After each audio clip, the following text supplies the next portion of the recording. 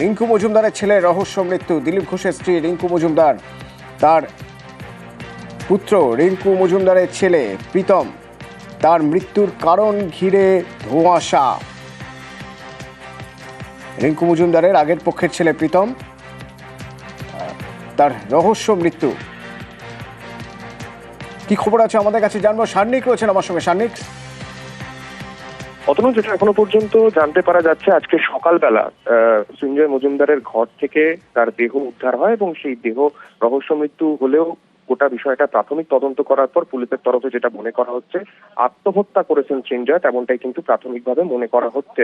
যদিও গোটা বিষয়টি ময়না তদন্তের রিপোর্ট সামনে আসার পরেই স্পষ্ট হবে।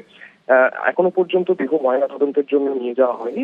দেহ এই মুহূর্তে বিধাননগর মহকুমা হাসপাতালে রয়েছে। সেখান থেকেই পরিজনদের সঙ্গে যা যা ফর্মালিটিস রয়েছে সেই ফর্মালিটিস গুলো এই মুহূর্তে চলছে।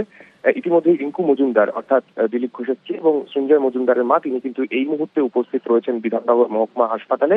গোটা প্রসেস তিনি দেখছেন এবং তারপরেই তার ছেলে অর্থাৎ সঞ্জয় মজুমদারের দেহ আরজিকর মেডিকেল কলেজ হাসপাতালে ময়না তদন্তের জন্য নিয়ে যাওয়া হতে পারে। এখন পর্যন্ত কিন্তু তেমনটাই কথা রয়েছে। সার্নিক, একটু জানতে চাইবো কখন তার দেহ দেখতে পাওয়া যায়, কে দেখতে পান, পুলিশ কি বলছে? এখন পুলিশের তরফে এখনো পর্যন্ত অফিসিয়ালি কোনো বিবৃতি দেওয়া হয়নি, তবে যেটা সূত্র মারফত আমরা জানতে পারছি, আজকে সকাল 7টা নাগাদ সঞ্জয় মজুমদারের বাড়ি অর্থাৎ সাপুরজির যে বাড়ি রয়েছে তাদের, সেই সাপুরজির বাড়ি থেকেই তার দেহ তার বাড়ির লোকেরাই প্রথম দেখতে পান এবং সেখানে পেশায় তথ্য প্রযুক্তি কর্মী এই সঞ্জয়, তার দেহ দেখতে পাওয়ার পরেই তৎক্ষণাৎ পরিবারের লোকজন নিজেদের মধ্যে আলোচনা করেন এবং তারপরে পরবর্তীতে তাকে হাসপাতালে নিয়ে যাওয়া হয়। অচৈতন্য অবস্থায় তার দেহ তারা দেখতে পান এবং সেখান থেকে হাসপাতালে নিয়ে গেলে চিকিৎসকরা তাকে কিন্তু মৃত বলে ঘোষণা করেন।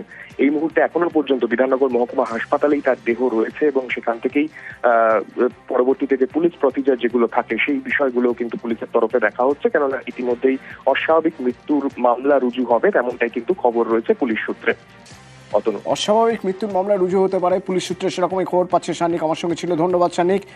দিলীপ ঘোষের স্ত্রী রিঙ্কু মজুমদারের ছেলে প্রীতম, তার রহস্য মৃত্যু এবং এই মৃত্যুর কারণ নিয়ে ধোঁয়াশা। কিভাবে মৃত্যু, সাপুরজিতে থাকতেন এবং কিভাবে মৃত্যু, তা নিয়ে যথেষ্ট ধোঁয়াশা রয়েছে এখনো পর্যন্ত। প্রথমে তার দেহ বিধাননগর হাসপাতালে নিয়ে যাওয়া হয় এবং তারপর ময়না তদন্তের জন্য আর্জি করে। প্রীতম, কিভাবে প্রীতমের মৃত্যু, সেই মৃত্যুর কারণ পুলিশ খতিয়ে দেখছে।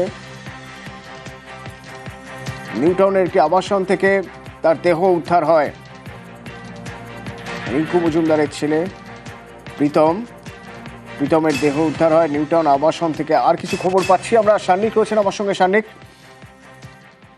অতনু, এখনো পর্যন্ত পুলিশ সূত্রে কিন্তু কোন রকম ভাবে অফিসিয়াল বিবৃতি বা দিলীপ ঘোষের পরিবারের তরফে অর্থাৎ রিঙ্কু মজুমদার বা তার পরিজনেরা রয়েছেন তাদের কারোর তরফেই সংবাদ মাধ্যমের সামনে কেউই কিন্তু মুখ খুলতে রাজি হননি। তবে পুলিশ সূত্রে যে খবর আমরা পাচ্ছি সেই খবর অনুযায়ী সঞ্জয় মজুমদারকে আজকে সকালবেলা 7টা নাগাদ প্রথম তার পরিবারের লোকজন দেখেন এবং তাকে দেখার পরে তারপরেও বেশ কিছুক্ষণ তার দেহ বাড়িতেই শায়িত ছিল তেমনটাই কিন্তু জানতে পারা যাচ্ছে। তারপরে প্রায় 11টা-12টার পরে তার দেহ সেখান থেকে বের করা হয়, বের করে নিয়ে আসা হয় বিধাননগর মহকুমা হাসপাতালে। সেখানে নিয়ে আসার পরে তাকে মৃত বলে ঘোষণা করেন চিকিৎসকরা।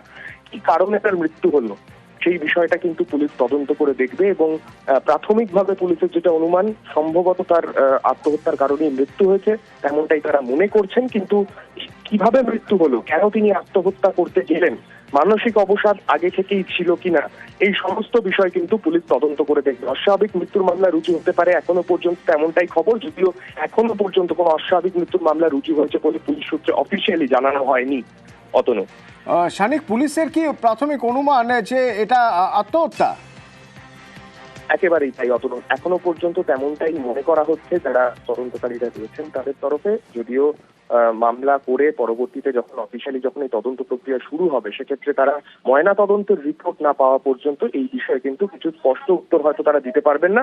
তবে যেভাবে ইনকোয়েস্ট বা এই রিপোর্টগুলোর উপর ভিত্তি করে প্রাথমিকভাবে পুলিশের তরফে যেটা মনে করা হচ্ছে যে এই মৃত্যু আদতে একটা আত্মহত্যা, কিন্তু কিভাবে তার মৃত্যু হলো, আত্মহত্যা করলেও তিনি কেন আত্মহত্যা করলেন, এই সমস্ত বিষয়গুলো কিন্তু অবশ্যই তদন্তাধীন বিষয় রয়েছে। সেক্ষেত্রে অস্বাভাবিক মৃত্যু মামলা রুজু হওয়ার পরেই কিন্তু সেই বিষয়ে স্পষ্ট উত্তর জানতে পারা যাবে।